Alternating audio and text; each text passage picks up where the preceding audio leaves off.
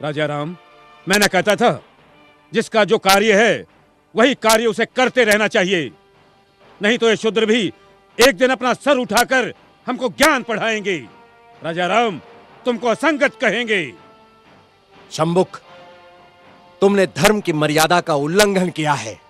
मैंने किसी धर्म की मर्यादा का उल्लंघन नहीं किया है। मैं एक ही धर्म को मानता हूं, वो धर्म है प्रकृति का धर्म, और उसके अनुसार सभी मानव समान हैं। ना कोई ब्राह्मण है, ना कोई शूद्र है। देखो देखा इसकी जीवा कैसी लप लपा रही है। भविष्य में शास्त्र धर्म की शिक्षा लेकर तुम राजा राम को ही आह्वान दोगे। ऋषि, हमें किसी राजसत्ता और वैभव की लालसा नहीं है।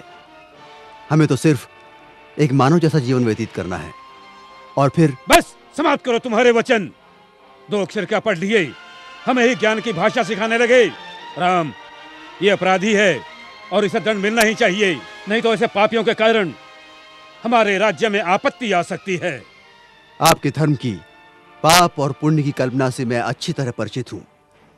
वो सारा पाखंड आपने अपने स्वार्थ के लिए रचा है और सारी प्रजा को मूर्ख बना रहे। अपनी वाणी को रोको शंभुक। हम अपने परम पूज्य गुरु का और अपमान नहीं सह सकते।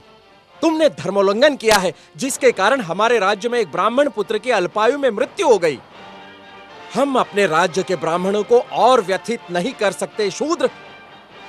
किंतु ब्राह्मण पुत्र की मृत्यु का कारण मैं कैसे हो सकता हूं? हे राजन, बड़ी नम्रता से दुस्साहस कर रहा हूं। आप तनिक अपने मन दर्पण में झांक कर तो देखें, तो आपको पता चलेगा कि आज की और कल की आपकी छवियों में कितना अंतर पड़ा है। हे मर्यादा पुरुषोत्तम, राजा के अहंकार को कुछ क्षण के लिए त्याग कर तो देखो। मुझे स्वप्न में भी आशा नहीं थी कि देवताओं के मान्यवर दशरथ पुत्र राम का इतना नैतिक पतन हो जाएगा। किसी ने बस कह दिया तो आपके सोचने की शक्ति क्षीण हो गई। राजदंड की आड़ में ऋषियों का वध करने के लिए उद्युक्त हो गए।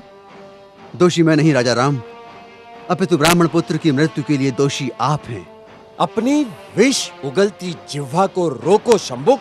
मुझे भयभीत करने की चेष्टा न करो राम। जब जब किसी शूद्र ने परंपरागत सामाजिक दास्तां की बेड़ियां तोड़ने की चेष्टा की, तब तब धर्मांधों ने उसकी हत्या कर दी। मुझे मृत्यु का भय नहीं राम। एक शंभुक जाएगा तो दूसरा शंभुक निश्चित ही पैदा होगा। शंभुक, मैं राम, स्वाभिमान और स्वतंत्रता का लघु जीवन भी दास्ता और अपमान से भरे दीर्घायु से कई गुणा सुकर है। अब यदि एक भी शब्द तुम्हारे मुख से और निकला तो मैं सत्य हूं और सत्य की कभी मृत्यु नहीं होती।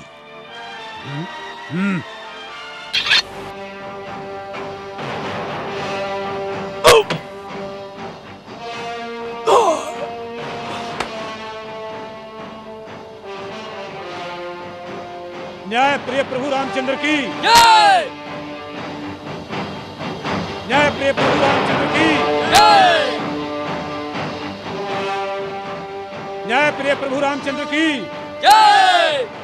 न्याय प्रिय प्रभु रामचंद्र की जय। न्याय प्रिय प्रभु रामचंद्र की। करो, जय जयकार करो। ब्राह्मणों के जाल में फंसे श्री रामचंद्र की जय जयकार करो। कपट से बाली का वध करने वाले श्री रामचंद्र जी की जय जयकार करो। अपनी पत्नी का त्याग करने वाले श्री रामचंद्र की जय जयकार करो।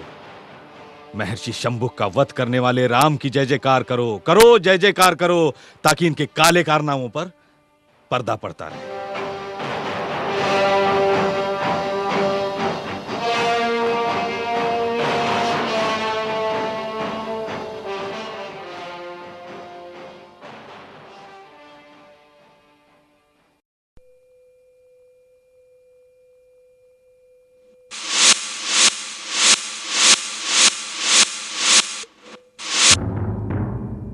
अगर तुम्हें धनुर्धारी बनना ही है तो जाओ, अभ्यास करो।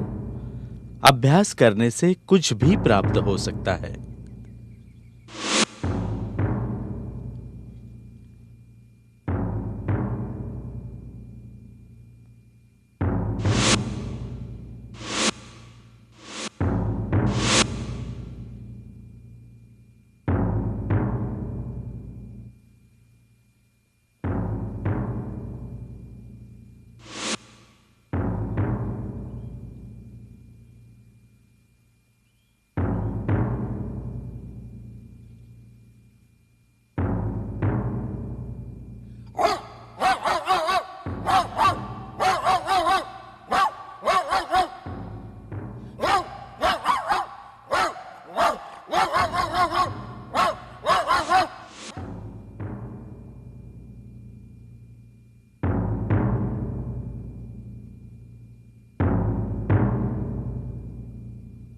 प्रिय अर्जुन, तुम्हारा प्रश्न बिल्कुल उचित है, किंतु युद्ध विद्या में योद्धा को युद्ध की संपूर्ण कलाओं में पारंगत होना चाहिए। केवल एक कला में पारंगत होने से कोई भी पूर्ण योद्धा नहीं हो सकता। किंतु गुरुदेव, धनुर्विद्या को तो सर्वश्रेष्ठ कहा गया है। तुम तो जब तब अपनी प्रशंसा में मगन रहते हो। मेरी प्रशंसा? हाँ, धनुर्धारी होना। भीम, तुम्हें विषय को भटकाना अच्छी तरह आता है। भीमराता की तो ये आदत है, बिना किसी कारण के किसी से भी उलझ पड़ते हैं। किंतु नकुल, तुम क्यों भीम भ्राता की बात पर कटु टिप्पणी कर रहे हो? भीम की गदा के सामने तो बड़े बड़े धनुर्धारी मैदान छोड़ने पर विवश हो जाते हैं। हम पांडव कितने भाग्यशाली हैं जो गुरुदेव जैसे का हमें आशीर्वाद मिला। अर्जुन सत्य कह रहा है गुरुदेव, आपके विशेष प्रेम तथा वात्सल्य से ही हम पांडव सारे पृथ्वी स्थल पर अजय होंगे।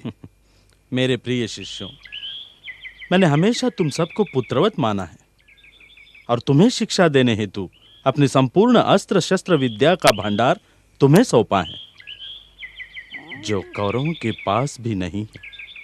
गुरुदेव, आश्चर्य! रक्त की एक बूंद भी नहीं, बिना क्षति पहुंचाए। गुरुदेव, ये कला आपने आज तक हमें नहीं सिखाई। अर्जुन, आज तक मैंने अपने मन और वचन से अपनी संपूर्ण विद्या का दान केवल तुम्ही लोगों को दिया है। पता नहीं कौन होगा ये धनुर्धारी। धनुर्विद्या का इतना श्रेष्ठ प्रदर्शन मैं भी प्रथमतः ही देख रहा हूं। ठीक है, आओ देखते हैं कौन है ये धनुर्धारी।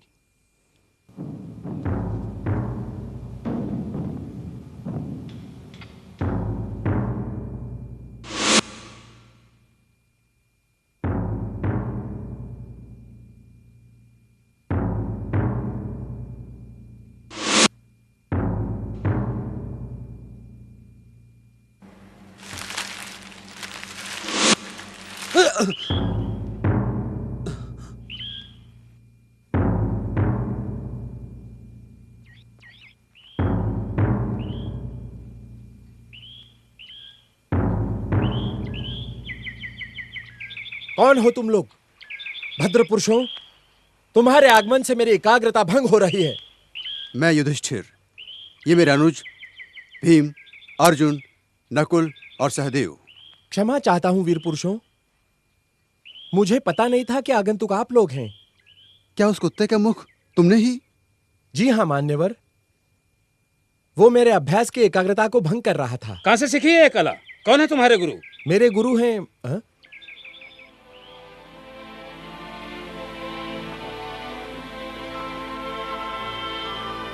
गुरुदेव। आशीर्वाद दीजिए गुरुदेव। उठो वत्स। हे वीर पुरुष, कौन हो तुम? तुम्हारी कला का श्रेष्ठ प्रदर्शन देखकर हम प्रभावित हुए।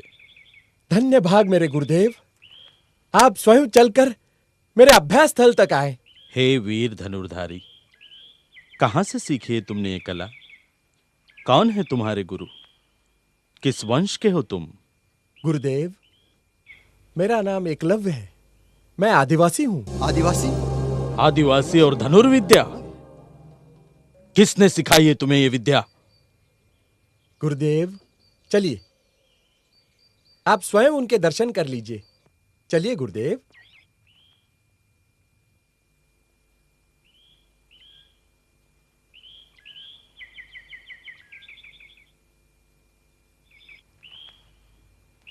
गुरुदेव, ये रहे मेरे परम पूज्य गुरु श्री द्रोणाचार्य जी। मैं और तुम्हारा गुरु? हाँ गुरुदेव, आप ही मेरे गुरु हैं। गुरुदेव, आपने तो हमें वचन दिया था, फिर ये विद्या इसे कैसे सिखाई? देखो एकलव्य, मैंने प्रत्यक्ष या अप्रत्यक्ष कभी भी तुम्हें धनुर्विद्या की शिक्षा नहीं दी। गुरुदेव, मैंने तो अपने मन से आप ही को अपना गुरु माना है। मेरा अंतर्मन सदा आप ही की पूजा करता आया है। गुरुदेव, यह आप ही की प्रतिकृति है। मेरे तो कुछ समझ में नहीं आ रहा है। एकलव्य, तुम ही सारा वृत्तांत विस्तार से कथन करो। गुरुदेव, आप भूल गए? स्मरण कीजिए, कुछ वर्ष पूर्व मैं आपके पास धनुर्विद्या प्राप्त करने की कामना लेकर आया था, किंतु आपने मुझे। गुरुदेव, सचमुच भूल गए मुझे? युद्ध कला में सबसे महत्वपूर्ण आयाम है एकाग्रता। योद्धा अगर एकाग्र चित्त हो तो गदा ही क्या, वो किसी भी शस्त्र का प्रयोग निपुणता से कर सकता है, विजय प्राप्त कर सकता है। आज तुम लोग मेरे समक्ष शस्त्र विहीन उपस्थित हो, क्योंकि विशेष प्रयोजन से मैंने तुम लोगों को निशस्त्र यहां बुलाया है, ताकि तुम लोग एकाग्र चित्त को प्रधानता दे सको। गुरुदेव, गुरुदेव, मैं आपसे एक याचना करने आया हूं। याचना? कैसी याचना? गुरुदेव, बचपन से ही मैं एक स्वप्न देखते आया हूं कि मैं सबसे बड़ा धनुर्धारी बनूं। गुरुदेव, मैं आपसे याचना करता हूं कि आप मुझे विद्यादान करें। उठो वत्स, सर्वप्रथम मुझे ये बताओ, तुम्हारा नाम क्या है? कौन हो तुम? किस वंश के हो? गुरुदेव, मेरा नाम एकलव्य है। मैं आदिवासी हूं। क्या आदिवासी? क्या सेवा धर्म छोड़कर शूद्र क्षत्रिय बनेंगे? धर्म के विरुद्ध आचरण करेंगे? शूद्र होकर धर्मोल्लंघन का विचार भी मन में लाने का साहस कैसे कर रहे हो तुम? अब तो भ्राता अर्जुन, शूद्र भी तुम्हारे साथ धनुर्विद्या सीखने लगेंगे। भ्राता भीम, अब तुम भी सावधान हो जाओ, कहीं ऐसा ना हो कल कोई शूद्र गदा उठाए तुमको ही ललकारने लगे।